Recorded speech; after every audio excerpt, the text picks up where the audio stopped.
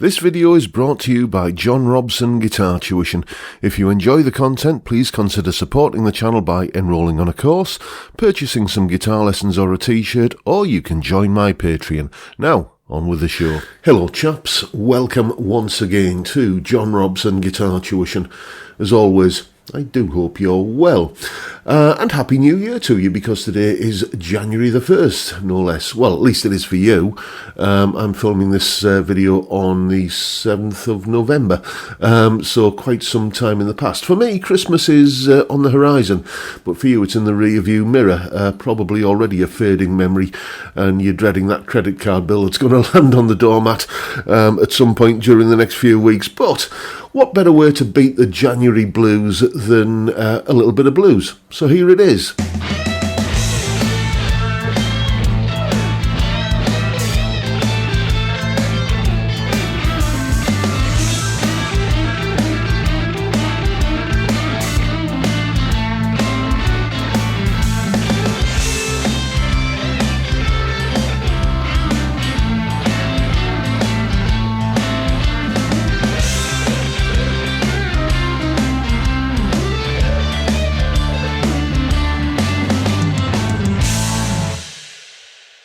Now, in case you're thinking, Stevie Ray Vaughan? No, that wasn't Stevie, that was this chap here, Kenny Wayne Shepherd, from his, not his debut album, but his first big album, I think, Trouble Is, that came out in 1997 when he was all of 20 years old, and that album has recently had its 25th anniversary, and Kenny goes from strength to strength, and sounding more and more, growing into his own kind of style of playing, the more mature he gets. But that album, Trouble Is a fantastic album if you're not familiar with it.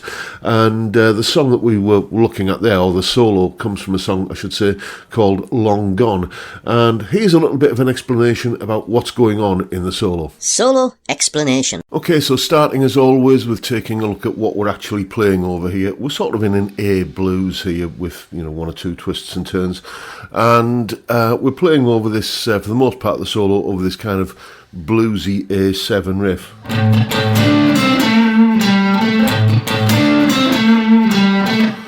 You could make the case that it's A minor 7, but it just has more of a kind of a dominant kind of feel to it, largely because we're getting a lot of that sort of stuff, that pulling that minor third towards the major third thing going on, especially in the lead guitar parts. So we've got 8 bars of that riff, and then we go to a C chord for a couple of bars, and then back into 2 bars of the that again, and then back to the C chord, 2 bars, and then up to a D, and then the final bar is essentially just this walk up from the F sharp, which is the major third of the D chord, up to the A to take us back into the riff again. That kind of thing. So that's what we're playing over, and it should come as absolutely no surprise whatsoever that the bulk of the solo uses the A minor pentatonic. We start up in the top end of position 2 here like this. Then, not for the final time, not for the last time, we get a little Stevie Ray Vaughanism. That kind of descending slide on a double stop up the top end of the neck like that.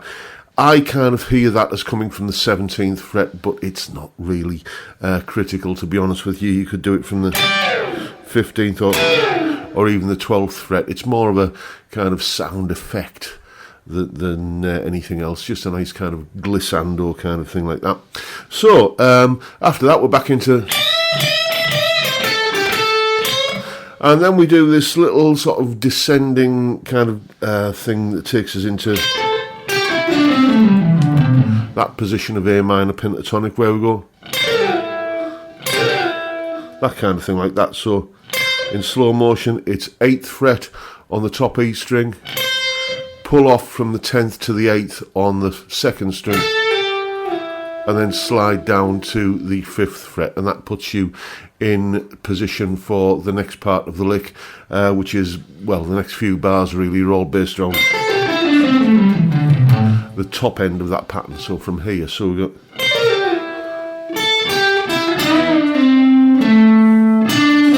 And then into this sort of insistent is the only way I can use to describe this riff. This insistent kind of, it's like somebody banging on your door and not wanting to give up this triplet lick that lasts for the next 2 bars.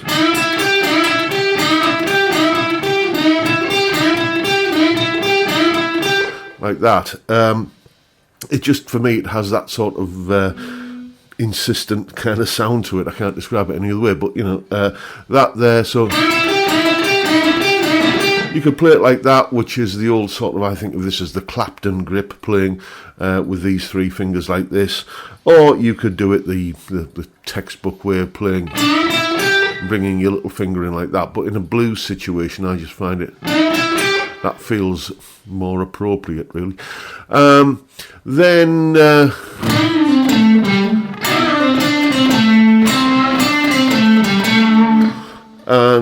again, just sort of more noodling around in that position of the pentatonic. This is the next bar. We go up to the C chord, and handily the A minor pentatonic is exactly the same thing as the C major pentatonic, so it doesn't really have to adapt to that chord change. And there's my phone going off. He doesn't really have to adapt to that chord change there, and what he does is just goes up into the top end of position 2. There's that kind of thing again. So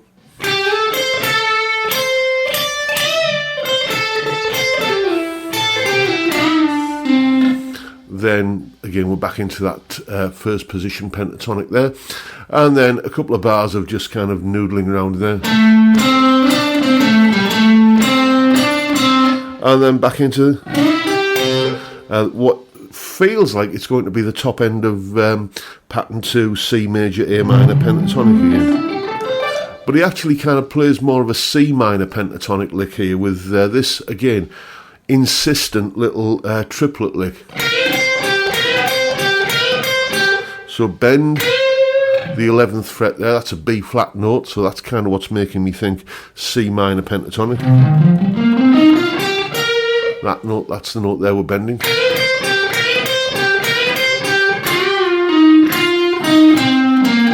And you can see the next bar or so there is just coming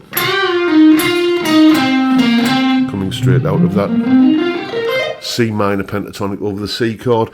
And then the final bars where we're hitting the D chord, he takes the same sort of pattern up to like a D minor pentatonic up here. And this is where we get the other little Stevie Ray Vaughnism that comes in, because he goes like that little flat 9 trill hammer-on thing there, that's pure Stevie. Like that beautiful little Stevie Ray Vaughan inspired lick. And then we come back down to the A minor pentatonic again at the 5th fret. Everyone's favourite scale pattern to finish the solo off. So there you go. A nice little simple and effective, well put together Stevie Ray Vaughan inspired guitar solo, and it's one of my favourites by Kenny Wayne Shepherd. So now you know what to do. Go away and have some fun with it. And as always, you'll find a full tab for the solo in both Guitar Pro and PDF formats, along with a clip of me playing it, that explanation you've just seen there, and a jam track to play along with yourself. All of that is up on my Patreon page.